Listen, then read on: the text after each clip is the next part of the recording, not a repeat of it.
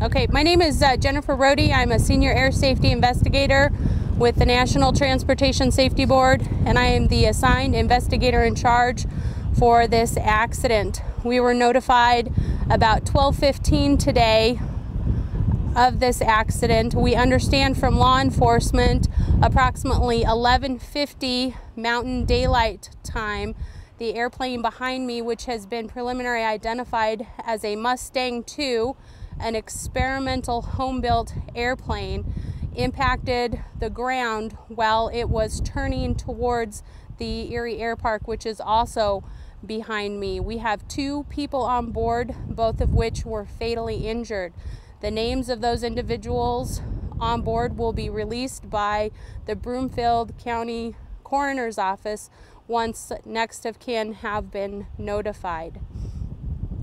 The airplane was not talking to, nor was the airplane required to be talking to, air traffic control. We do not have a flight plan for this airplane at this time, so we do not know where the airplane departed from or what time the airplane departed, nor do we know where the airplane departed from. We're not sure what the intention of this flight was at this point. It appears that the airplane may have been landing again at the Erie Airport, but that will be a portion of our investigation.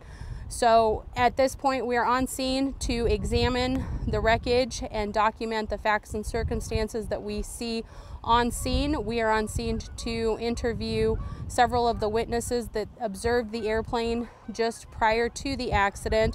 Those witnesses have reported that the airplane was flying from the west to the east and initiating a turn towards the north, towards the airport.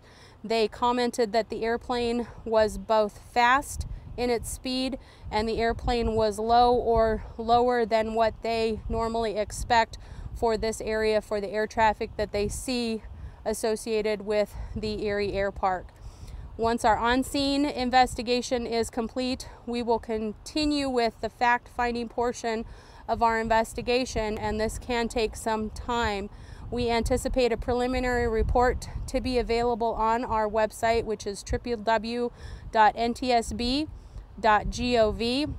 We anticipate that to be available to the public by Thursday or Friday of next week.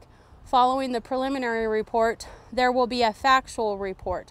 It can take 10 months, it can take 12 months, it can take 18 months, depending on what we find during the course of our factual investigation.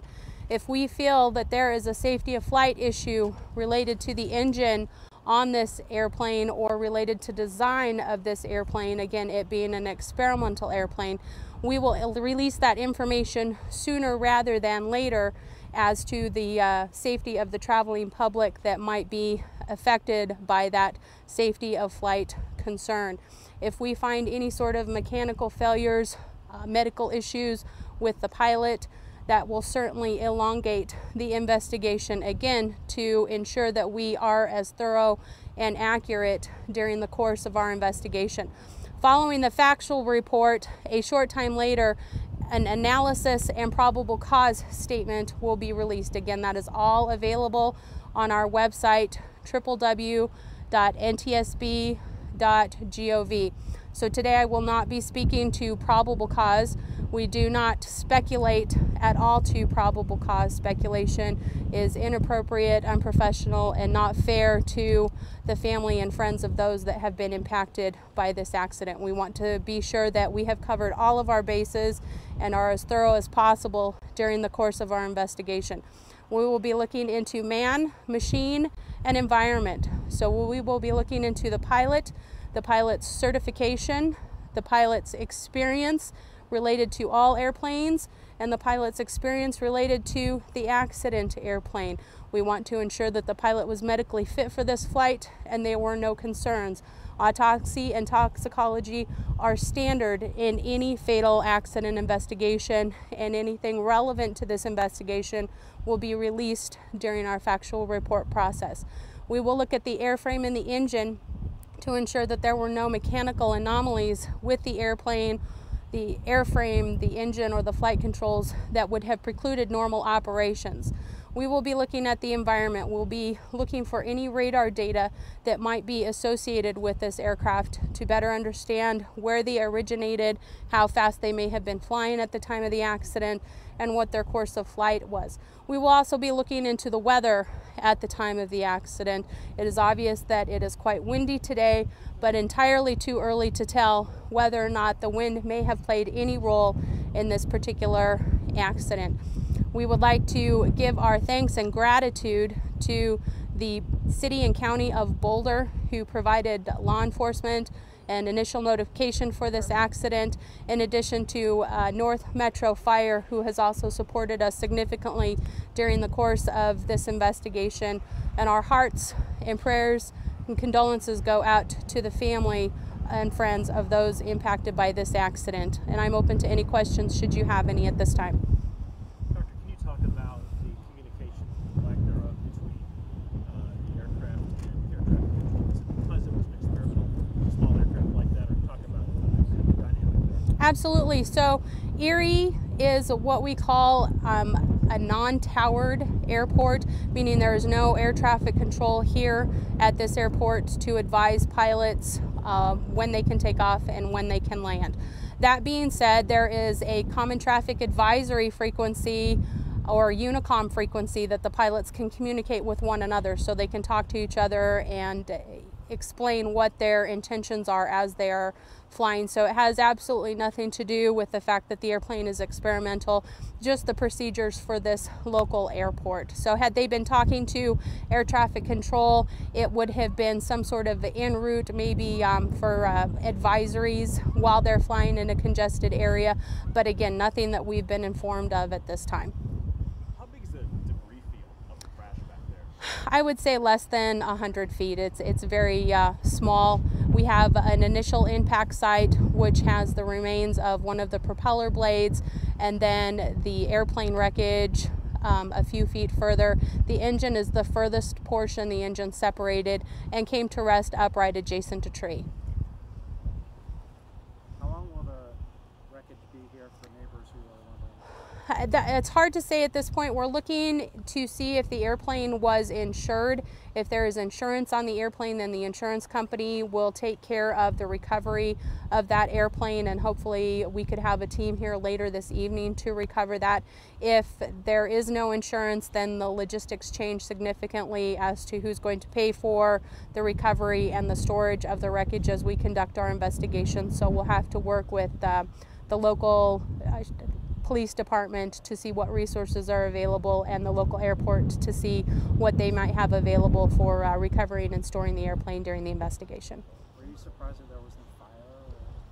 Not necessarily. Sometimes we see a fire, sometimes we do not. It depends on the impact dynamics at the time of the accident, a source of fuel to feed that fire, how dry the conditions are, and then a source to ignite that fire. And this is an appropriate path to and from the airport right there, right? That's my understanding. I have not looked at a map exactly, but it would be approximately what we would refer to as a base leg to final leg in a traffic pattern sequence for this airport. Are there any air traffic restrictions around here? The airport was telling us there aren't, but I think you had maybe mentioned that there were. Can you clarify that? I'm not aware of any specific air traffic restrictions other than some of the surrounding airspace. So pilots might have to stay below that airspace unless they have clearance to fly in that airspace.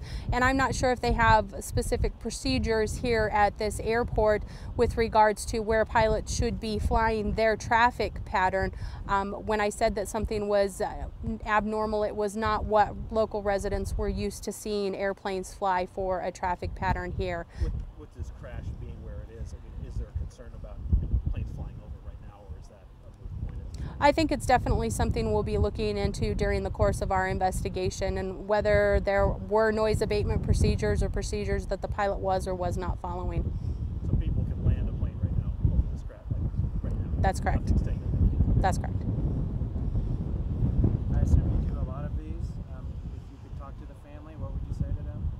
Right now, I would give them a high-level description of what we know about the accident, what our intentions were, what we know about the airframe, and we would be asking the family a lot of questions to better understand the purpose of flight, who the pilot was, the experience the pilot had. We certainly want to acknowledge the ability of the pilot and the experience the pilot had for this particular airplane. Were the pilot and the passenger found still in the plane? Yes. And I apologize if you said this before and I might have missed it. Do you know where they may have taken off from? No, we do not know. There was no flight plan, so we don't have a point of departure or a time of departure for this flight. Thank you. Thank you. Thank you all. And that is City and County of Broomfield. Broomfield Police Department responded. North Metro Fire as well. Should you need it, I'm Sergeant Rick Kempsell, Kempsell, Public Information Officer for Broomfield. And you'll have mine. Well, Sarah Ferris, F-A-R-A, F-A-R-R-I-S, North Metro Fire. And also the Adams County Coroner will be conducting the autopsy, and you can expect for them to release the names and identities of the victims sometime next week.